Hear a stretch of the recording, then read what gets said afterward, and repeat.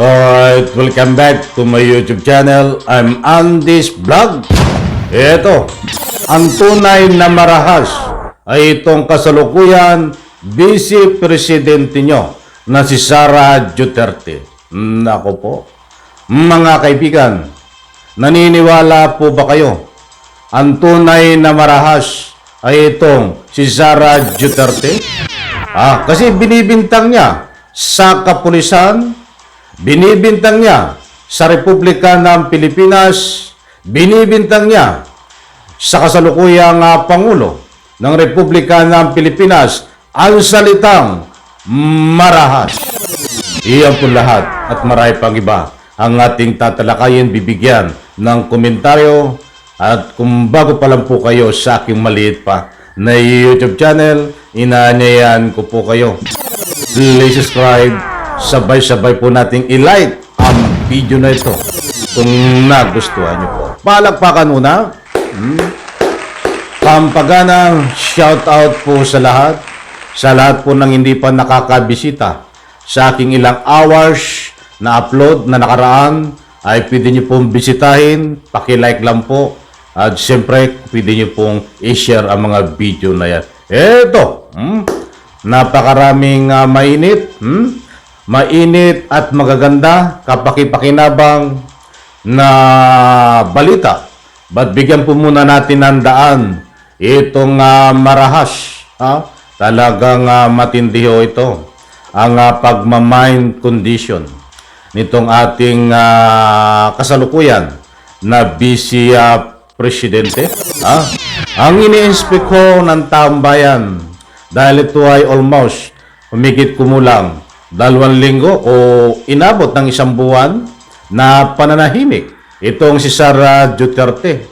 Ayaw magsalita. Kahit ito binubumba na at inaalipusta, inaapakan at kinukuhan at inaagaw itong West Philippine Sea ng kakampi nila ng mga Chino. Bansang China ay lagi pong sinasabi niya no comment. Ayaw magsalita, mga kaibigan.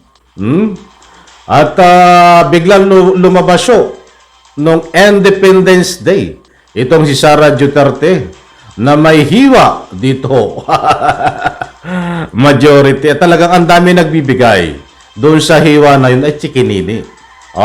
Chikinini di umano nung kanyang ika nga po iniirog, sinisinta, bawal na pag-ibig. Yan po ay walang kumpirmasyon. Mga nagbibigay ho ng public opinion tungkol ho sa hiwa dito. Isang chikinini di umano. Kaya rami ng winasak na tahanan. O tukso, layuan mo ako. Yan ang tatalino. Yan ang tatalino ng ating mga mahal na taga-subaybay. Dahil alam na alam po nila ang dahilan na chikinini. Public opinion po yun, mga kaibigan. Muli, wala po tayong kumpirmasyon doon. But ginagalang ko ho ang inyong mga komento. Okay, diretso po natin. Medyo naputol tayo na interrupt sa ating bibigyan po ng highlight. Biglang naging manhid at umutlaw, lumitaw nung Independence Day itong si Sara Duterte na pinagtanggol itong si Kibuloy at sabi nga ay marahas, mga kaibigan. Ito po ay parto dahil marami po ang nag-request. Bigyan po natin ng parto dahil nangako po ako doon sa una nating pagtatalakay ay bibigyan ko ng parto dahil kinulang po tayo sa oras. Kaya nabanggit ko nga po, ang tunay na marahas ay itong kasalukuyang Vice Presidente na si Sara Duterte na nagtatago lang po sa salita nilang pag-mind condition at mga kasinungalingan.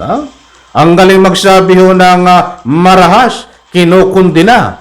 Mga kaibigan, itong pagsilbi ng warrant of arrest diyan kay Kibuloy. Dahil bakit daw marami ang PNP Sabi ng tatay ay overkill. Sabi naman ng kanyang anak na si Sara Duterte ay marahas. Mga kaibigan, pinaglululukot tayo nito. Akala siguro ang kanyang mga galawan basta sinabi niya na marahas ay susundin siya ng taong bayan. Maniniwala siya kanya. Malayo sa katotohanan. Nananaginip ng gising ito. Alam niyo, gusto ko itong si Sara Duterte na magpakita ng bawat binibitawan niyang salita ay kalakip at may katotohanan. Like for example, yung salitang marahas. Wala po tayong makikita sa kanya na sinasabi sa salitang marahas ay may katotohanan. Lalo ho niyang pinabababa ang kanyang kredibilidad. Lalo lang niyang ika nga po ang pagtingin sa kanya ng taong bayan ay bumababa na patuloy na pagbulusok sa kababaan, mga kaibigan. Dahil walang pagbabago, lalong pababa at pababa. Di ba? Sa puntong ito, mga mahal, punto sa taga-subaybay, ang gusto kong ipunto. Pag nagsalita ho ako ng marahas, dito, kay Sara Duterte, kasi sinasabi ko po, ito ang tunay na marahas. Alam niyo kung bakit? Sa maniwala po kahit sa hindi, on the record ito. Halongkotin niyo po ang mga record. At hindi ko pwedeng ipakita po sa inyo at medyo nag-aaway sila at nanununtok. May mga baril. Baka naman po ako bigyan ng violation na kasi ayaw po ni YouTube ng mga ganong mga nag-aaway na pinapakita. Nanuntok ko ito ng sheriff. Mga kaibigan. Yung sheriff po, nung siya ay mayor ng Davao, nagsisilbi lang po ng tawag ito, I'm very sorry kung nakalimutan ko. May sinisilbi po siya. Tungkol dito sa mga squatter. Na sa pagkakaroon po ng demolition. Subalit saka dumating mo itong si Mayor, sinuntok bigla. Mga kaibigan, tama po ba na isang mayor ka na manuntok ng isang sheriff? Pagkatapos niya suntukin ay kinaladkad niya? Hindi po ito fake news. Nasa video po yan. I-research niyo po. Sara Duterte, nanuntok ng sheriff diyan sa Davao nung siya ay mayor pa. Nasa Google po. Lahat ng media platform, i-search niyo po. Pasensya na po kung hindi ko pinakita sa inyo ngayon. Medyo ayaw ko mapakita ng mga ganun. Mga kaibigan, alam ko ho, magtatanong kayo kung bakit hinahalongkat ko. Kung bakit natatalakay natin ngayon, kung bakit lumalabas ang issue na ito ngayon. Dahil nagsasalita po siya, nagmamalinis na madumi naman ang lumalabas sa kanyang pagkatao. Mga kaibigan, binibintang lahat po, ang lahat ng pag-siserve ng warrant of arrest. Diyan ho, kay Kibuloy ay isang marahas din po.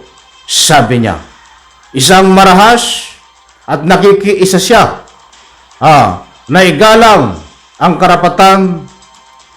Hindi ko na siya siguro makarapatan, useless yung sinasabi niya.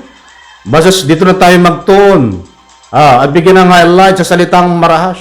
Hindi ka ba kinikilabutan sa Sara Duterte sa sinasabi mong yan na maging ika nga po hindi dapat marahas?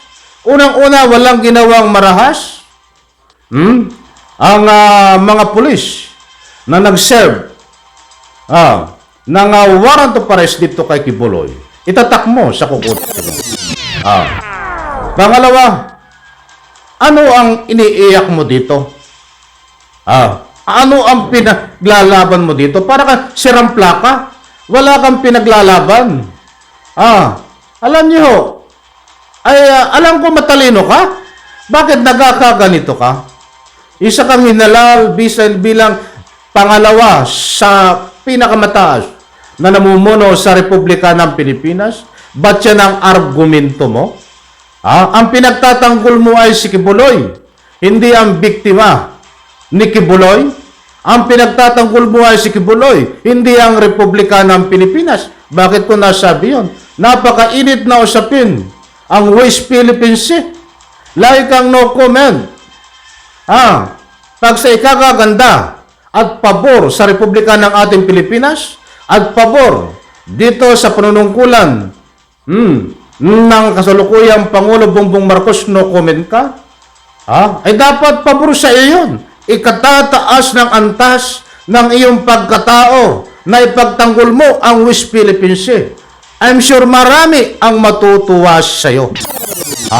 Ipagtanggol mo ang ating karapatan sa pamagitan po ng pahayag diyan sa West Philippine Sea. I'm sure, inuulit ko, napakarami ng matutuwa sa iyo. Isa kang Vice President na pinagtatanggol, pinangangalagaan ang ating Republika ng Pilipinas. Ba't hindi ho eh? Imbis na ipagtanggol mo itong Republika ng Pilipinas, ay mabilis kapag sa alas 4 lumipad para ipagtanggol ng mabilis itong si Kibuloy. Ganyan ba, mga kaibigan, ang darating at papalit sa Republika ng Pilipinas pag nagkataon na uupo bilang presidente kung siya po ay tatakbo bilang presidente? Ano na ang mangyayari sa ating Republika ng Pilipinas, mga kaibigan?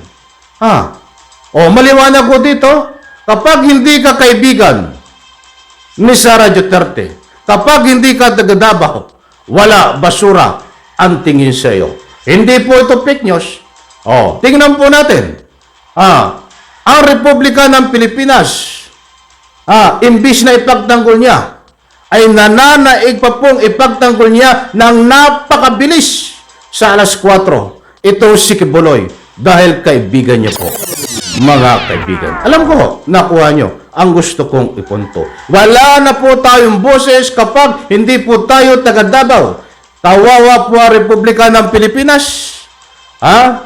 Ang mga China, I'm sure, kapag tinamaw itong presidente, si Sara Duterte, ay maghahari sa ating bansang Pilipinas at taapakan po tayo. Sarili nating bansa, mag-aalipin tayo ng bansang China. Yan po ang katotohanan kapag binoto nyo po ito. Ako hindi po boboto. Dahil ito ay talagang tatakbo ng presidente.